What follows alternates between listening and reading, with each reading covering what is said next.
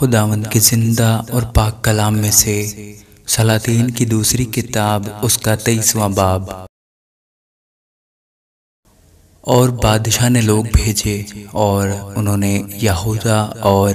یروشلم کے سب بزرگوں کو اس کے پاس جمع کیا، اور بادشاہ خداوند کے گھر کو گیا اور اس کے ساتھ یہودا کے سب لوگ اور یروشلم کے سب باشندے اور کاہن اور نبی اور سب چھوٹے بڑے آدمی تھے،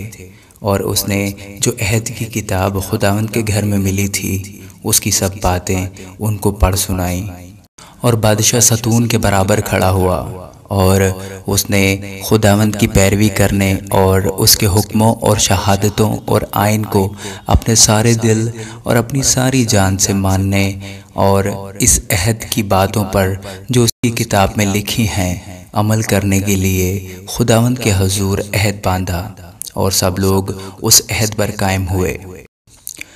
پھر بادشاہ نے سردار کاہن خلقیہ کو اور ان کاہنوں کو جو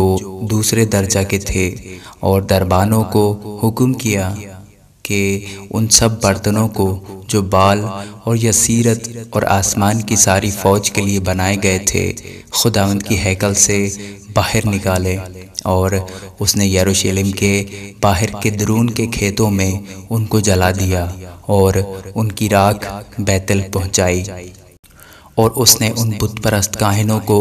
جن کو شاہان یہودا نے یہودا کے شہروں کے اونچے مقاموں اور یروشلم کے آس پاس کے مقاموں میں بخور جلانے کو مقرر کیا تھا، اور ان کو بھی جو بال اور سورج اور چاند اور سیاروں اور آسمان کے سارے لشکر کے لیے بخور جلاتے تھے موقوف کیا۔ سیرت کو خداوند کے گھر سے یروشلم کے باہر کدرون کے نالے پر لے گیا اور اسے کدرون کے نالے پر جلا دیا، اور اسے کوٹ کوٹ کر خاک بنا دیا اور اس کو عام لوگوں کی قبروں پر پھینک دیا۔ اور اس نے لوتیوں کے مکانوں کو جو خداوند کے گھر میں تھے جن میں عورتیں یسیرت کے لیے پردے بنا کرتی تھی ڈھا دیا۔ اور اس نے یہودا کے شہروں سے سب کاہنوں کو لا کر جبا سے بیرسبا تک ان سب اونچے مقاموں میں جہاں کاہنوں نے بخور جلایا تھا نجاست ڈلوائی، اور اس نے پھاٹکوں کے ان اونچے مقاموں کو جو شہر کے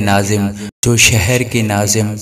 یشو کے پھاٹک کے مدخل یعنی شہر کے پھاٹک کے بائیں ہاتھ کو تھے گرا دیا۔ تو بھی اونچے مقاموں کے کاہن یروشلم میں خداوند کے مذبح کے پاس نہ آئے، لیکن وہ اپنے بھائیوں کے ساتھ بے خمیری روٹی کھا لیتے تھے۔ اور اس نے توفت میں جو بنی ہنون کی وادی میں ہے نجاست پھینکوائی، تاکہ کوئی شخص مولک کے لیے اپنے بیٹے یا بیٹی کو آگ میں نہ چلوا سکے۔ اور اس نے ان گھوڑوں کو دور کر دیا جن کو یہودا کے بادشاہوں نے سورج کے لیے مخصوص کر کے خداوند کے گھر کے آستانہ پر ناتن ملک خواجہ سرا کی کوٹری کے برابر رکھا تھا، جو ہیکل کی حد کے اندر تھی، اور سورج کے رتھوں کو آگ سے جلا دیا۔ اور ان مذبحوں کو جو آخذ کے بالا خانہ کی چھت پر تھے جن کو شاہان یہودا نے بنایا تھا، اور ان مذبحوں کو جن کو منسی نے خداوند کے گھر کے دونوں صحنوں میں بنایا تھا بادشاہ نے ڈھا دیا، اور وہاں سے ان کو چور چور کر کے ان کی خاک کو کدرون کے نالے میں پھینکوا دیا۔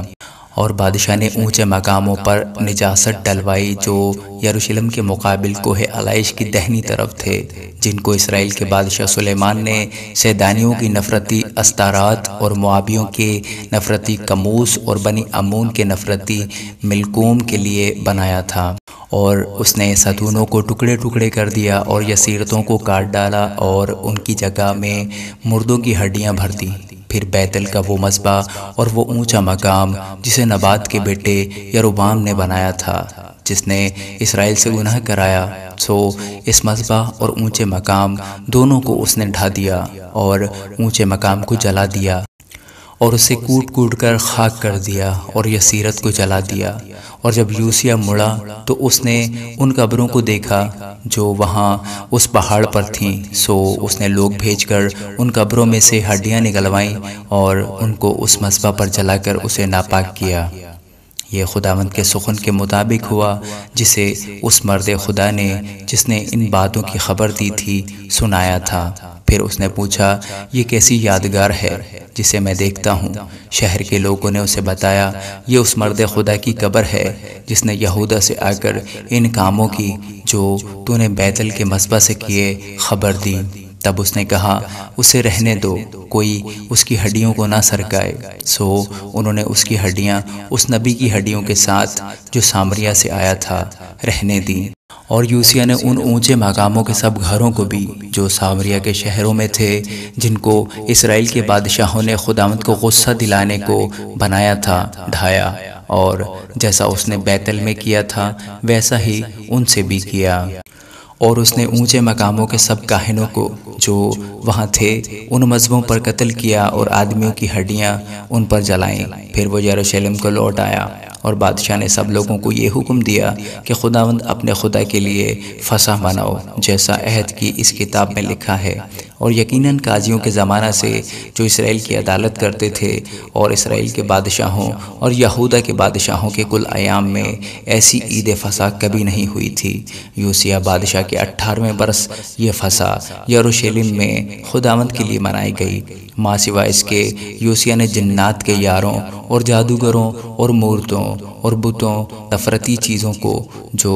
ملک یہودا اور یروشلم میں نظر آئیں دور کر دیا، تاکہ وہ شریعت کی ان باتوں کو پورا کرے جو اس کتاب میں لکھی تھیں، جو خلقیہ کاہن کو خداوند کے گھر میں ملی تھی۔ اور اس سے پہلے کوئی بادشاہ اس کی مانند نہیں ہوا تھا، جو اپنے سارے دل، اپنی ساری جان اور اپنے سارے زور سے موسیٰ کی ساری شریعت کے مطابق خداوند کی طرف رجوع لایا ہو، اور نہ اس کے بعد کوئی اس کی مانند برپا ہوا۔ باوجود اس کے منسی کی سب بدکاریوں کی وجہ سے جن سے اس نے خداوند کو غصہ دلایا تھا، خداوند اپنے سخت و شدید قہر سے جس سے اس کا غضب یہودا پر بھڑکا تھا باز نہ آیا۔ اور خداوند نے فرمایا کہ میں یہودا کو بھی اپنی آنکھوں کے سامنے سے دور کر دوں گا، جیسے میں نے اسرائیل کو دور کیا، اور میں اس شہر کو جسے میں نے چنا یعنی یروشلم کو اور اس گھر کو جس کی بابت میں نے کہا تھا کہ میرا نام وہاں ہوگا رد کر دوں گا۔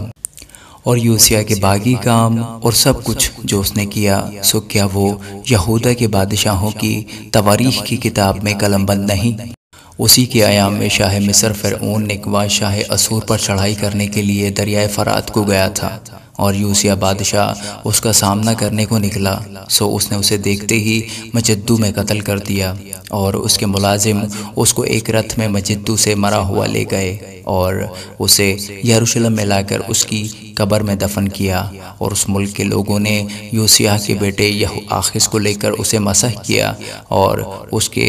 باپ کی جگہ اسے بادشاہ بنایا۔ اور یہوآخز جب سلطنت کرنے لگا تو 23 برس کا تھا۔ اس نے یروشلم میں 3 مہینے سلطنت کی۔ اس کی ماں کا نام حموتل تھا، جو لبناہی یرمیہ کی بیٹی تھی، اور جو اس کے باپ تھا اس کے مطابق اس نے بھی خداوند کی نظر میں بدی کی۔ سو فرعون نیکوا نے اسے ربلا میں جو ملک حمات میں ہے قید کر دیا، تاکہ وہ یروشلم میں سلطنت نہ کرنے پائے، اور اس ملک پر 100 قنطار چاندی اور 1 قنطار سونا خراج مقرر کیا۔ اور فرعون نیکوا نے یوسیہ کے بیٹے الیاکیم کو اس کے باپ یوسیہ کی جگہ بادشاہ بنایا،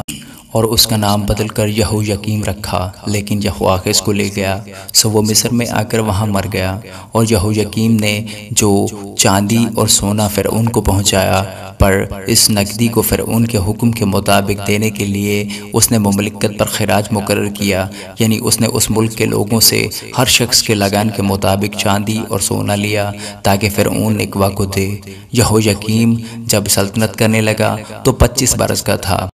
اس نے یروشلم میں 11 برس سلطنت کی۔ اس کی ماں کا نام زبودہ تھا، جو روماہ کے فدایہ کی بیٹی تھی، اور جو اس کے باپ دادا نے کیا تھا اسی کے مطابق اس نے بھی خداوند کی نظر میں بدی کی۔ آمین۔